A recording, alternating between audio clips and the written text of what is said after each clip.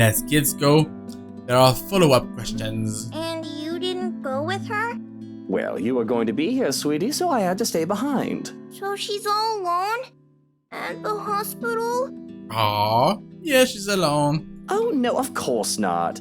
Tia has her Hans and her maid and a guard. She's got plenty of company. Of course. Yeah, but you're not with her. If I did not know any better, I'd say the kid is trying to make me feel guilty. I wanted to say that the little tyke is evil for making me feel so. But I understand. When I get sick, Papa and Mama have to leave me with their maids, too. Well, they don't take care of you? That doesn't sound right. Even my mom took care of me when I was sick as a child. Well, they're always busy with work. Oh, I see. I guess that's no good. Yeah, right? I know she doesn't mean to accuse me of anything, but as a father's boss, maybe I do overwork Suarez a bit. There's a lot of responsibilities that only he is capable of carrying out. Delegation is a thing, sure, but when said responsibilities are legally questionable at best, putting others to the task is not always an option. But maybe your papa is in need of some vacation time. He deserves it, doesn't he? Ah, yeah! He's a hard worker. I could arrange something for the holidays. I could cut him some slack. Some of his assignment can wait. I can't do much for her mom. She's not one of my employees, but this would have to suffice. It would be worth it if it makes the little girl happy, because just like that, the somber look on her face turns into a one of pure joy. It's like looking at the little sun, warm and bright. It's nice to do something kind every now and then. Would you really, Teal? Would you like that? I'd like that very much, yeah! We can go to this museum! There's one with lots of cool trains and planes! I like trains! Trains and planes? Oh yeah! And there's the local Manor theme park! And a monkey forest! There's a kid adventure farm too, the wacky warehouse, and a play barn as well, and... Whoa, slow down there, Munchkin. I know you're excited, but I think you should let me schedule your dad's day off before you plan a whole year's worth of stuff. There's an embarrassed jiggle, but she does reel herself in enough to calm down, which is a feat in and of itself. It's obvious how giddy she is. If she was not looking forward to the holidays before, like any child should, she does now. I think Tia would be really happy if you were with her. You could have told me you needed to go to the hospital with her, Teal. I won't be angry. I'd love to be with her, but I wanted to spend time with you, Munchkin. And she told me to stay. Besides, I don't like hospitals. They always smell like alcohol. Not the good kind either. I don't think anybody likes hospitals. They're scary. You're scary. But you said Tia is brave and strong. That she is. A content silence comes over us as we go back to scribbling. Though I stop when I'm done with my blue dog, painting how awful it looks. Harry reprimands me for that because I should be like her. The little tyke goes through several sheets of paper, one drawing after another. Practicing, she says, because practice makes perfect. Yep. Not to mention there's a drawing contest coming up in class as she just has to beat Tim from class D, who says girls can't be superheroes. The clay gets a turn too, where we start sculpting food and pretending we're Michelin chefs. When we're too tired from tossing pizza and making cake, there's no trouble in finding another activity more relaxing for the both of us. I find myself invested in reading the picture of Dorian Gray once more. Often I lose myself in the pages of the book. However, it's rather difficult to do so when I'm also trying to keep an eye and ear out for Kylie. I've been reading the same paragraph over and over again even.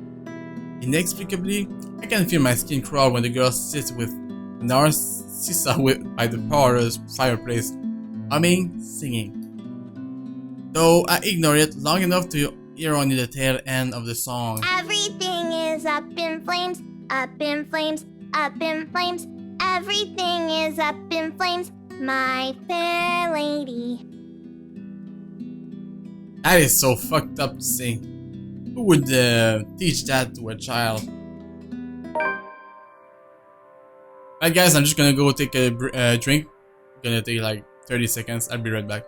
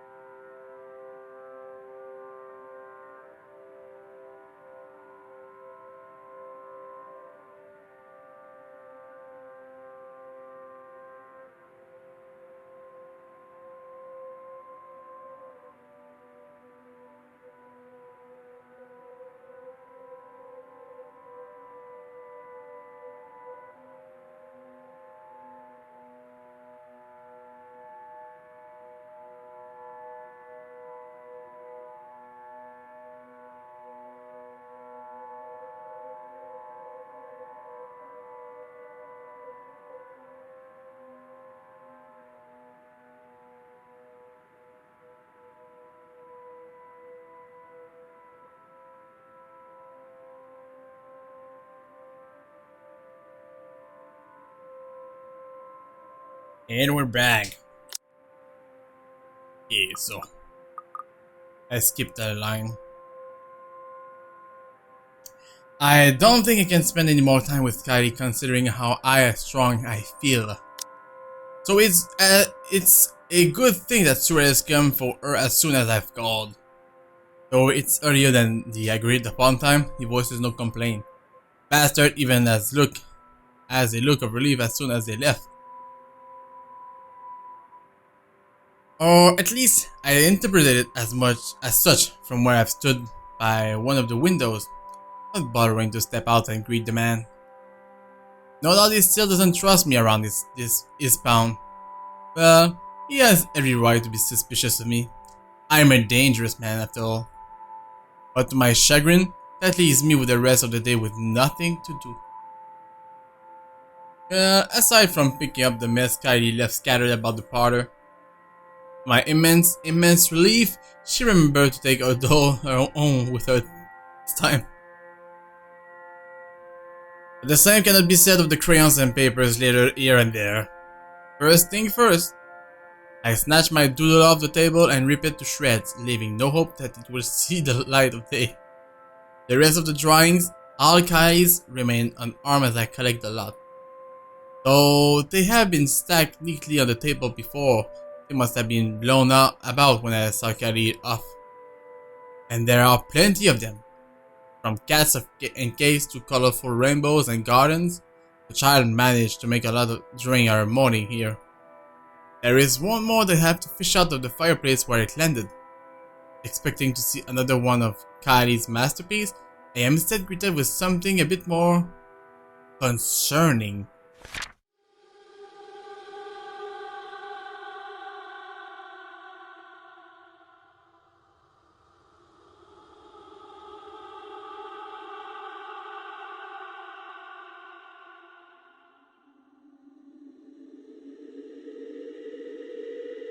Takako! That's the ghost lady! So the ghost lady's name is Takako?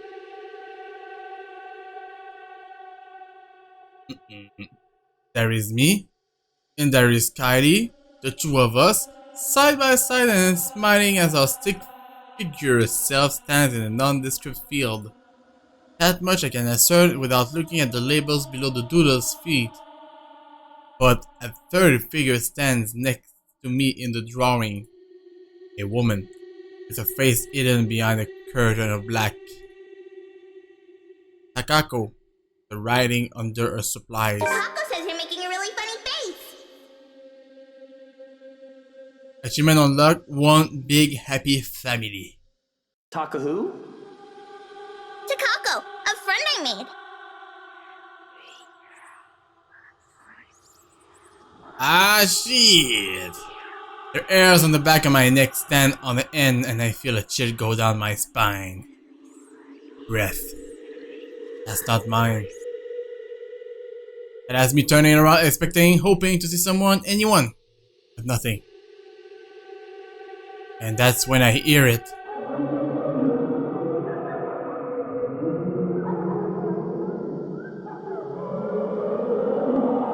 laughter, sweet and merry laughter raining from the ballroom. Thinking about it has my cheeks burning and my blood running hot. It's as if I'm being mocked. As I stomp towards the door, I have to stop myself from shouting up a storm. I expect to see some of the help daddying about idle from their duties. Perhaps they thought they can slack off in their duties without the head butler around and my preoccupation with Kylie. Well, they had another thing coming. But again, nothing. Nothing from what I can see with a cursory glance at the very least. I roam around, looking for near impossible hiding places, and still, I am all alone. Yet I can still hear the laughter, the accursed laughter, echoing about in the room in my head. Who's there? Show yourselves and show some respect to the master of the house! To the master of the house! Cold uneasiness settles into my stomach when no one answers. I stumble on my own 2 feet, feeling a wave of nausea come from nowhere. I have to put a hand against the wall to stay upright when the whole world shifts and pain explodes from behind my eyes. It takes every ounce of my self-control to not heave then and there. The only thing my pride allowed me to do then is to close my eyes and attempt to alleviate some of the pain.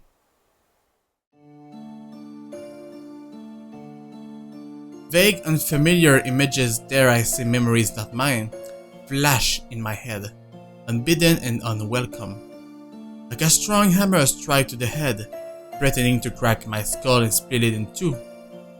Whatever emotions they all are muted. I'm nothing but a spectator.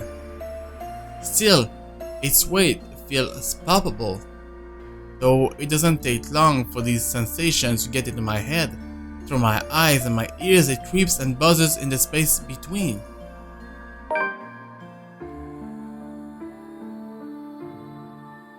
That's one of the pictures we unlock into the memory fragment section. It hurts. She doesn't want this. You lacked care. You forget your place and you've indulged yourself far too much in this fantasy of yours. This is vile, like vomit and sludge brushing against my skin before it covers me until I'm weighted down. Disgusting. Wrong. Stop it. You've overstepped your boundaries and livery. Stop it. This is wrong. Please. May I remind you that you are nothing but a servant, a slave. Oh, that's the girl speaking? An unattractive, unchaste harlot who thinks too much of herself. Please, no more! That was a girl speaking. Over and over, it hurts.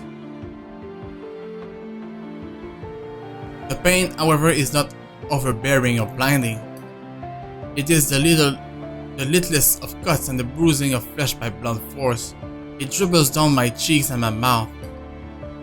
There is a pounding in my head. It is not blinding, but that makes it all starker. Everything hurts. Please, milady, he need not suffer. I beg of you, have mercy. You already have me to do as you please. He deserves none of this. Why is this happening? Silence, before I cut out that impertinent tongue of yours and feed it to the dogs. What? You will watch and you will learn what happens when I'm displeased.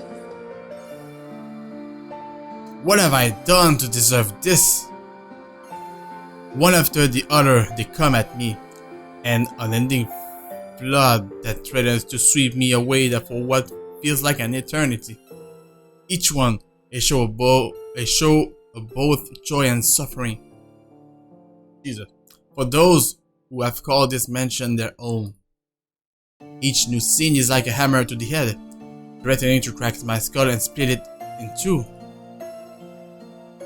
I can feel every little emotion in the blurry images that present itself in my head. I feel a part of these, like I've lived through them, though I know that's not possible.